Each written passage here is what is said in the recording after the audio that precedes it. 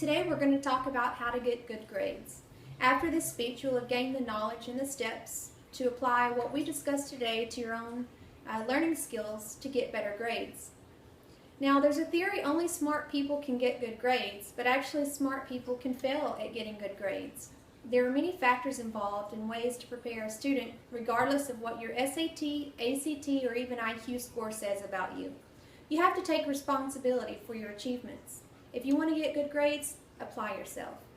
According to 2010 book, Better Grades, Less Effort by W.R. Klin, Ph.D., stated, unfortunately, too many children never get enough positive reinforcement as they go through the learning processes. I can't do this, or I'm not good at this, are common statements made by children who are insecure and need more learning. You must learn effective ways to achieve good grades. You may have good grades already, or you may be behind, but today you're going to learn ways that you can enhance your current grades or improve your grades already. You must initiate methods to make your education a success. It's only up to you. Number one is being present. You must be present to class and on time. Whether you're taking a structured lecture class where you have to be present in class or an online class, you must be present. It's very important that you not miss deadlines or changes given by the instructor. Let's get to class. Now, there is a syllabus when you begin class, but sometimes the syllabus is changed according to the instructor's needs for the class. If you're not present, you're going to miss deadlines or information given by the instructor. Also, you want to reduce emotional noise just by feeling informed or empowered because you've been coming to class. If you're not going to class, you're going to feel confused, inferior, and even struggle to even pay attention because you feel so far behind. You also want to allow a better understanding of the instructor's lecture. Sometimes students think that as long as they do their material at home, attending a lecture is not important. That's not so true. Sometimes the instructor will give you life lessons or just reinforcements on the lecture material that you can only get if you're in class. Sometimes this material is even used on a test, so if you're not present, you won't know. Now that we've determined that attendance and hearing the lecture, how important it is to be in class, let's maximize our learning ability from what we've learned. Taking good notes. You must take structured notes in class. There are 3 ways in achieving this that it's going to benefit you in your learning to help you get good grades. One is sit near the instructor.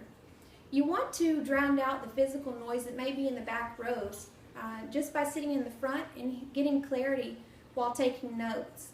You don't want to be the person in the back row raising your hand every few minutes to ask the instructor to repeat what they've stated. This can slow down class and also be embarrassing and interruptive. You want to avoid that, so don't be afraid to be the front row Joe. Ask questions when there's information given that you're unclear of. Clearing this up immediately is the best way to handle it. You don't want to wait till the end of class to ask the instructor to clarify something that was stated in the beginning of the class. This will affect your note-taking. You can have a tendency to avoid getting information in the beginning and have a tangled web of notes that are useless to you. Now consider the insert by Jocelyn Crawley, February 8, 2013, Getting Good Grades. 2 tips for college. This is available on www.voices.yahoo.com. She stated, maintaining a good relationship with your professor may be a key to success in her or his class, one being that doing so can generate the instructor's belief that you genuinely are interested in the material and or making good grades in their class. So sitting in the front row shows the instructor that you care. Thirdly would be know your learning style. There's different ways to take notes. You can obviously sit and write every word the instructor says, which is an impossible task. Even a court reporter uses shorthand, so I ask that you avoid writing every word. Focus on key points. Write keynotes. Now, if writing is too distracting for you, another option would be to bring your laptop. Your laptop, you can type, you can maintain an eye contact with the instructor, and still be able to comprehend and retain what the instructor is giving you. Now, you need to decide quickly on these ways, as some may be distracting. To some people, typing or writing is very distracting. So in this case, I would suggest that you consider audio recording. You may want to get your instructor's permission first. Now that we've determined that sitting close, asking questions, and knowing what type of notes you should be taking in class, now we can unveil how to apply this knowledge. Now, test taking is essential and it's unavoidable. If you're not a good test taker, we need to work on your test taking skills to attain good grades. We need to find out the types of questions and the style of tests that you're going to be taking. You'll feel more prepared and more confident. You would study for an essay test much differently than you would a multiple choice test.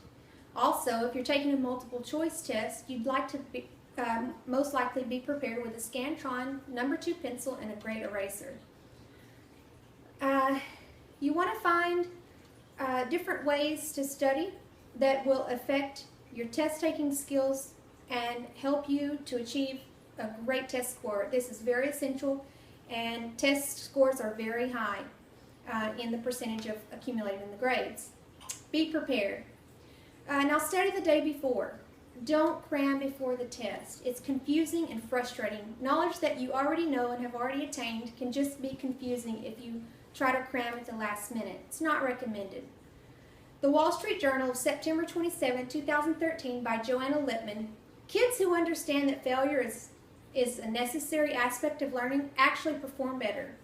She went on with examples on how students who studied harder than what was asked of them, they actually did better because they exceeded what was expected of them. Now, adequate rest and a well-balanced meal before a test is crucial. Please get both. Now, in conclusion, we've discussed plenty of ways that you can improve your study skills to get good grades, but we all know how important our GPA and our transcript is when trying to get into college, whether it be your first time, continuing your education in college to a specific program. But let's consider the theory, only smart people can get good grades. How about if your GPA is if your GPA is to college admission as your credit is to purchase limits, what kind of car would your GPA get you to school in? Thank you.